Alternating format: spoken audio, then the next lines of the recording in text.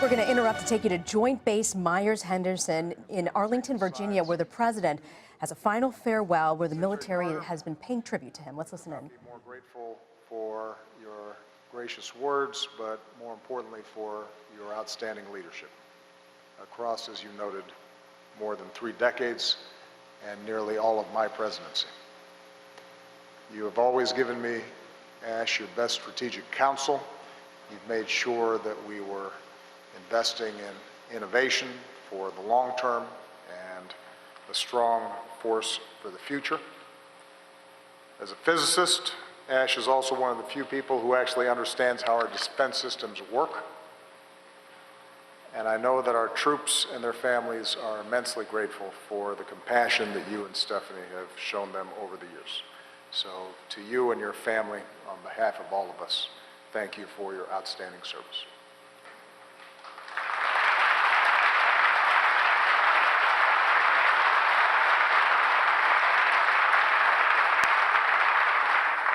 General Dunford, we've relied on you as Commandant of the Marine Corps, as our commander in Afghanistan, and now as our nation's highest-ranking military officer.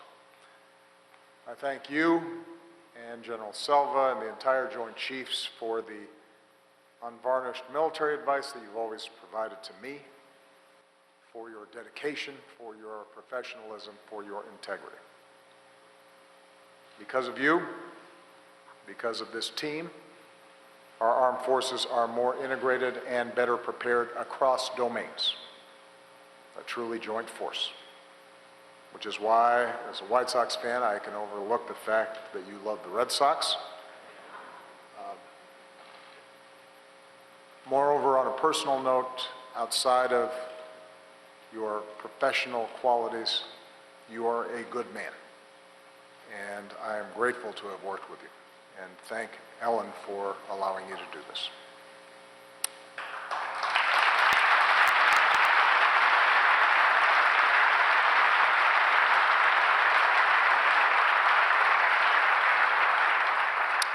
To members of Congress, Vice President Biden, who along with Jill has known the love and the pride and the sacrifice of a military family.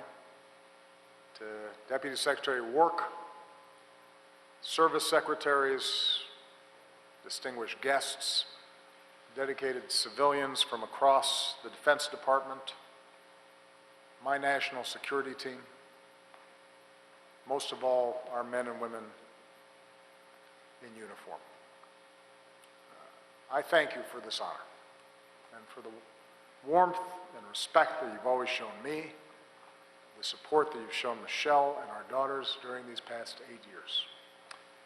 And so, although I recognize that the formalities require me listening to praise directed in large part to me, I want to turn the tables. I am still Commander-in-Chief, and so I get to do what I want to do, and I want to thank you. Of all the privileges of this office, and there are many, I will miss Air Force One, I will miss Marine One. But I can stand before you today and say that there has been no greater privilege and no greater honor than serving as the Commander-in-Chief of the greatest military in the history of the world.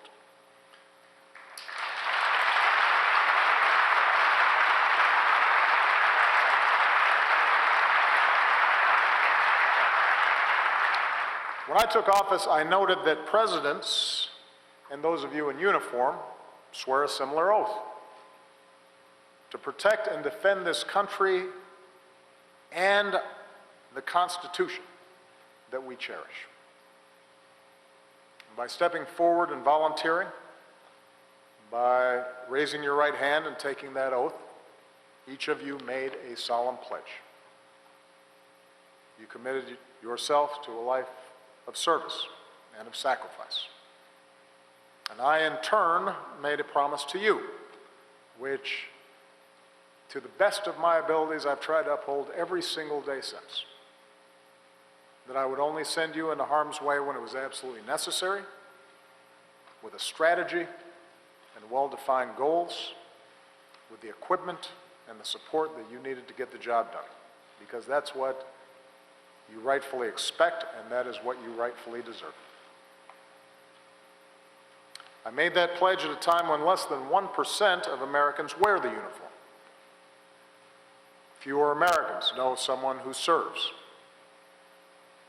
And as a result, a lot of Americans don't see the sacrifices you make on our behalf. But as Commander-in-Chief, I do. I've seen it when I look into the eyes of young cadets, knowing that my decisions could very well send them into harm's way. I've seen it when I visited the field in Bagram, in Baghdad, far from your families, risking your lives so that we can live ours safely and in freedom. And so you have inspired me, and I've been humbled by you consistently. And I want every American to know what I know. Through year after year after year of continuous military operations, you have earned your place among the greatest generations. The list of accomplishments that Joe and Ash so generously mentioned, they're because of you. It's what I tell my staff. I'm the front man. But you're the ones doing the work. Because of you, our alliances are stronger, from Europe to the Asia Pacific. Because of you, we surged in Afghanistan, trained Afghan forces to defend their country, while bringing most of our troops home. Today, our forces serve there on a more limited mission, because we must never again allow Afghanistan to be used for a safe haven in attacks against our nation. It's because of you, particularly our remarkable special forces, that the core al-Qaeda leadership that attacked us on 9/11 has been decimated. Countless terrorist leaders, including Osama bin Laden, are gone. From South Asia to Africa, we have forged partnerships to go after terrorists that threaten us. Because of you, we are leading the global coalition against ISIL. These terrorists have lost about half of their territory. They are losing their leaders. Towns and cities are being liberated, and I have no doubt this barbaric terrorist group will be destroyed because of you. You've shown that when it comes to fighting terrorism, we can be strong and we can be smart. Not by letting our forces get dragged into sectarian conflicts and civil wars, but with smart, sustainable, principled partnerships. That's how we brought most of our troops home, from nearly 180,000 troops in Iraq and Afghanistan down to 15,000 today. That's how, even as we've suffered terrible attacks here at home, from Boston to Orlando, no foreign terrorist organization has successfully planned and executed an attack on our homeland these past 8 years. Because of you, the world has seen the awesome reach of American armed forces. In some of the first few weeks of my job, when Somali pirates took Captain Phillips, later on when they kidnapped Jessica Buchanan, it was you that went in, and you that risked everything, and you that brought these American home to their families. The world has seen your compassion to help you deliver in times of crisis, from an earthquake in Haiti to the tsunami in Japan.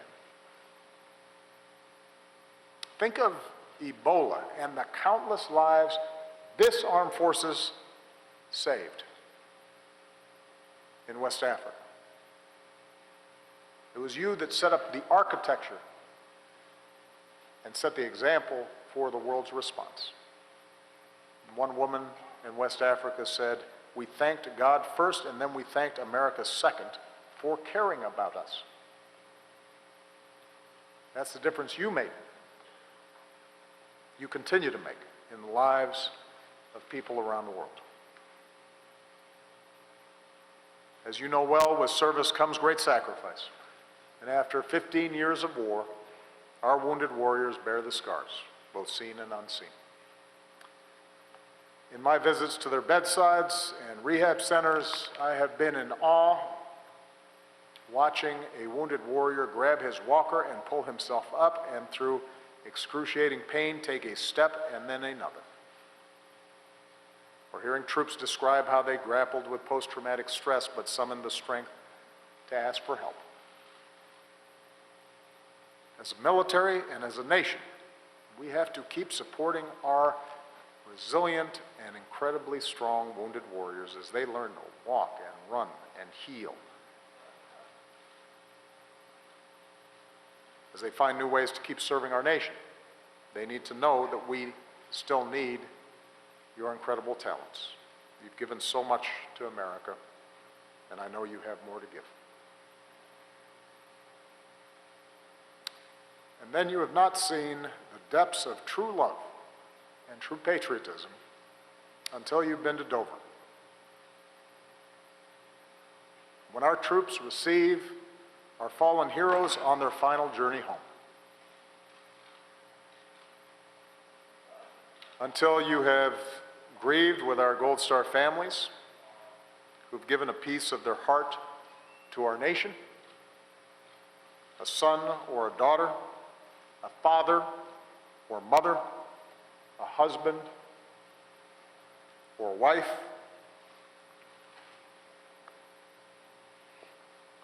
a brother or a sister. Everyone a patriot. Every single one of these American families deserves the everlasting gratitude and support of our entire nation.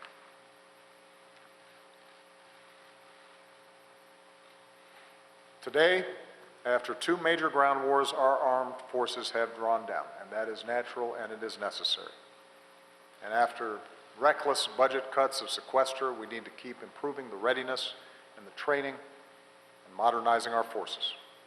So let me take this opportunity, while I still have it, to appeal to our friends from Congress who are here. We cannot go back to sequestration. There's a responsible way forward, investing in America's strengths, our national security, and our economic security. Investing in the reform and the equipment and the support that our troops need, including the pay and the benefits and the quality of life and the education and the jobs that our troops and our veterans and all of your families deserve. But make no mistake, even with the challenges of recent years, and there have been challenges, our allies and adversaries alike understand America's military remains by far the most capable fighting force on the face of the earth. Our Army, tested by years of combat, is the best trained and best equipped land force on the planet.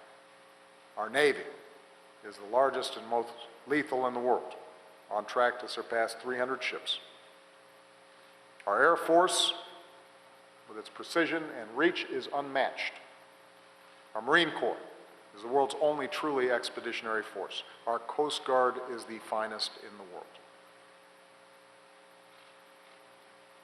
And we're also the best because this military has come to welcome the talents of more of our fellow Americans. Service members can now serve the country they love without hiding who they are or who they love. All combat positions in our military are now open to women. And Joe Biden and I know that women are at least as strong as men. We're stronger for it. It's one of the reasons that our military stands apart as the most respected institution in our nation by a mile. The American people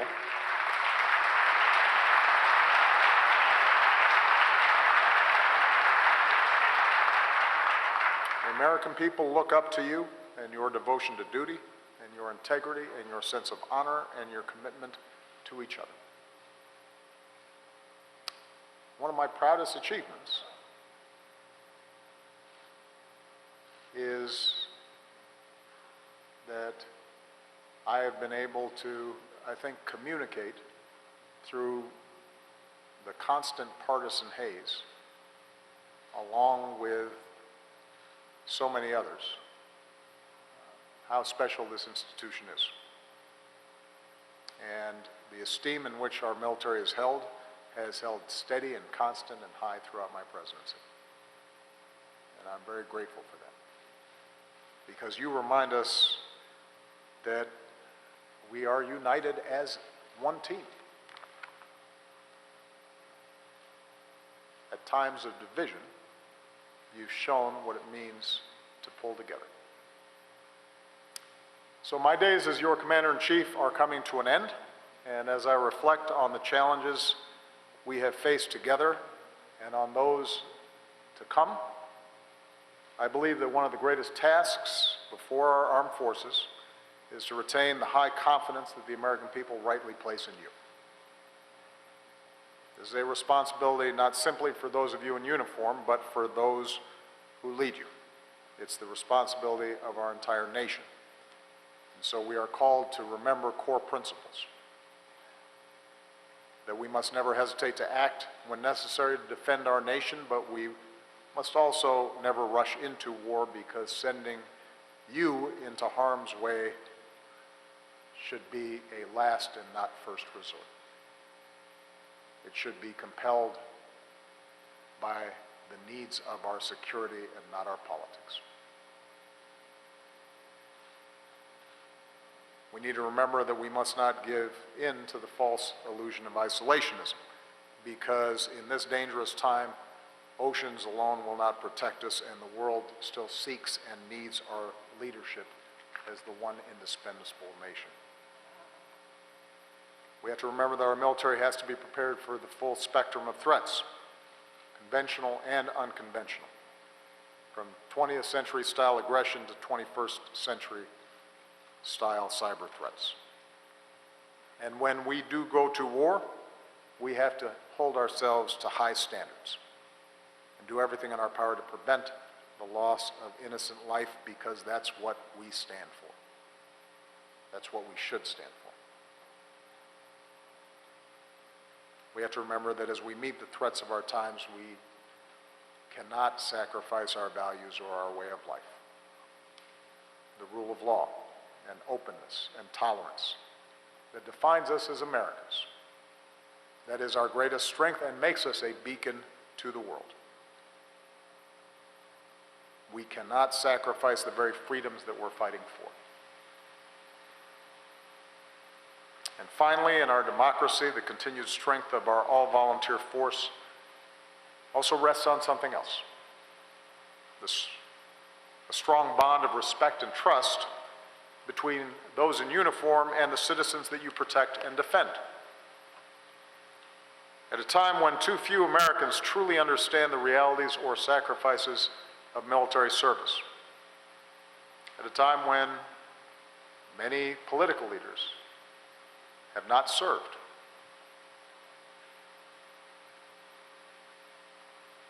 If some in the military begin to feel as though somehow they are apart from the larger society they serve, those bonds can fray. As every generation learns anew, freedom is not free. And so while less than 1% of Americans may be fighting our wars, 100% of Americans can do their parts, at the very least, to support you and your families. Everybody can do something.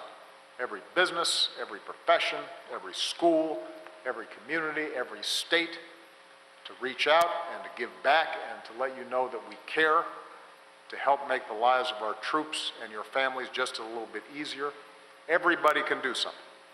And that's why Michelle and Joe Biden have mobilized more Americans to honor and support you and your families through joining forces. And that's why, even after we leave the White House, Michelle and I intend to keep on looking for ways to help rally more of our fellow citizens to be there for you, just like you've always been there for us.